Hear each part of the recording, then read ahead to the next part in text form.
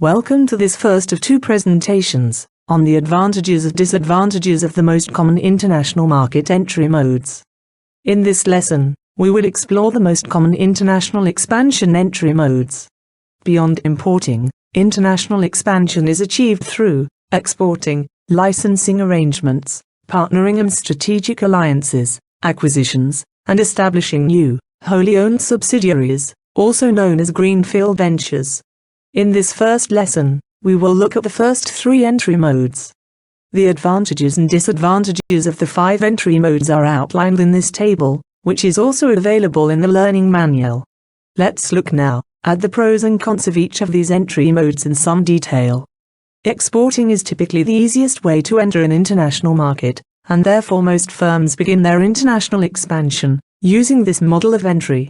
Exporting is the sale of products and services in foreign countries that are sourced from the home country.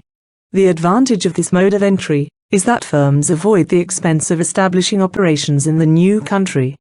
Firms must, however, have a way to distribute and market their products in the new country, which they typically do through contractual agreements with a local company or distributor.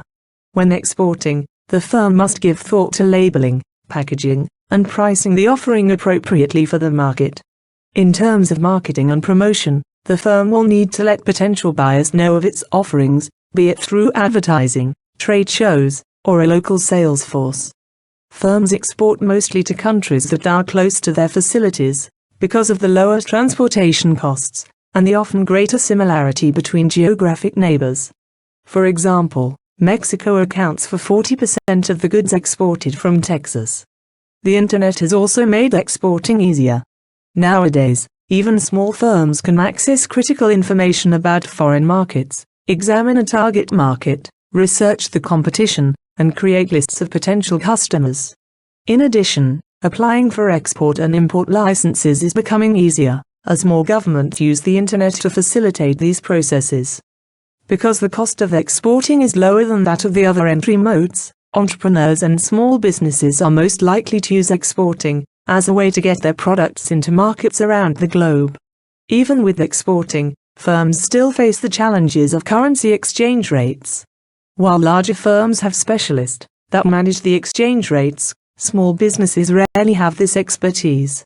One factor that has helped reduce the number of currencies that firms must deal with was the formation of the European Union and the move to a single currency, the euro, for the first time. The second entry mode is licensing and franchising. Let's first look at licensing.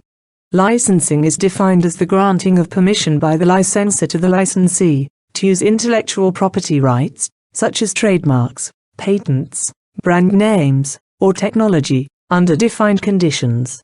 The possibility of licensing makes for a flatter world, because it creates a legal vehicle for taking a product or service delivered in one country and providing a nearly identical version of that product or service in another country. Under a licensing agreement, the multinational firm grants rights on its intangible property to a foreign company for a specified period of time. The licensor is normally paid a royalty on each unit produced and sold. Although the multinational firm usually has no ownership interests, it often provides ongoing support and advice.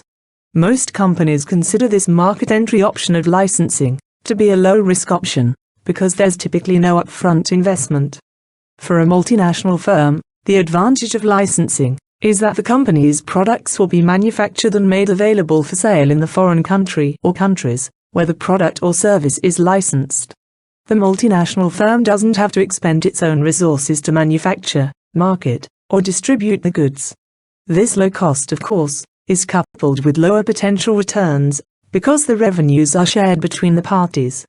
Similar to a licensing agreement, under a franchising agreement, the multinational firm grants rights on its intangible property, like technology or a brand name, to a foreign company, for a specified period of time and receives a royalty in return.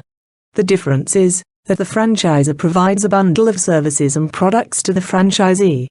For example, McDonald's expands overseas through franchises. Each franchise pays McDonald's a franchisee fee and a percentage of its sales, and is required to purchase certain products from the franchisor. In return, the franchisee gets access to all of McDonald's products, systems, services, and management expertise. Another way to enter a new market is through a strategic alliance with a local partner. A strategic alliance involves a contractual agreement between two or more enterprises, stipulating that the involved parties will cooperate in a certain way for a certain time to achieve a common purpose.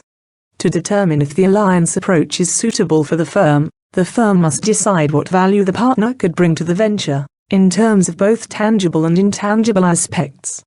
The advantages of partnering with a local firm are that the local firm likely understands the local culture, market, and ways of doing business better than an outside firm. Partners are especially valuable if they have a recognized, reputable brand name in the country, or have existing relationships with customers that the firm might want to access. For example, Cisco formed the strategic alliance with Fujitsu to develop routers for Japan. In the alliance, Cisco decided to co-brand with the Fujitsu name, so that it could leverage Fujitsu's reputation in Japan for IT equipment and solutions, while still retaining the Cisco name, to benefit from Cisco's global reputation for switches and routers. Strategic alliances are also advantageous for small entrepreneurial firms that may be too small to make the needed investments to enter the new market themselves. In addition, some countries require foreign-owned companies to partner with a local firm if they want to enter the market. For example, in Saudi Arabia, non-Saudi companies looking to do business in the country are required by law to have a Saudi partner.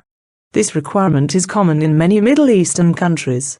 Even without this type of regulation, a local partner often helps foreign firms bridge the differences that otherwise make doing business locally impossible. Walmart, for example, failed several times over nearly a decade to effectively grow its business in Mexico, until it found a strong domestic partner with similar business values. The disadvantages of partnering, on the other hand, are lack of direct control, and the possibility that the partner's goals differ from the firm's goals. For example, if you enter into a global strategic alliance, with even a little less equity stake, say 49%, you'll lose managerial control. Indeed, many countries may limit that equity percentage to 49% for an outsider. Your 49% can swiftly depreciate when it comes to exercising any control. In any partnership, the majority interest holder tends to dominate, putting their needs first and their partners last. The ideal situation is a 50-50 partnership that allows both parties to share in mutual successes. But if you do settle for a minority interest, make sure you maintain enough control to accomplish your objectives in the target market.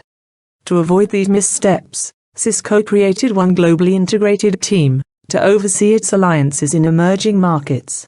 Having a dedicated team allows Cisco to invest in training the managers how to manage the complex relationships involved in alliances. The team follows a consistent model, using and sharing best practices for the benefit of all its alliances.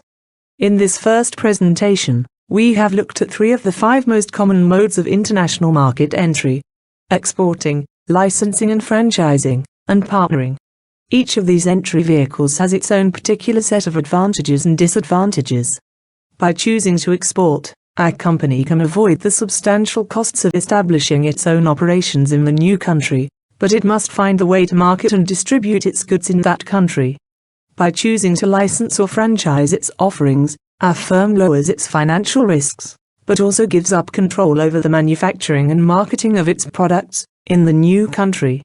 Partnerships and strategic alliances reduce the amount of investment that a company needs to make because the costs are shared with the partner.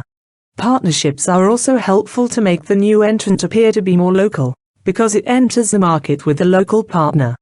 But the overall costs of partnerships and alliances are higher than exporting, licensing, or franchising, and there is a potential for integration problems between the corporate cultures of the partners.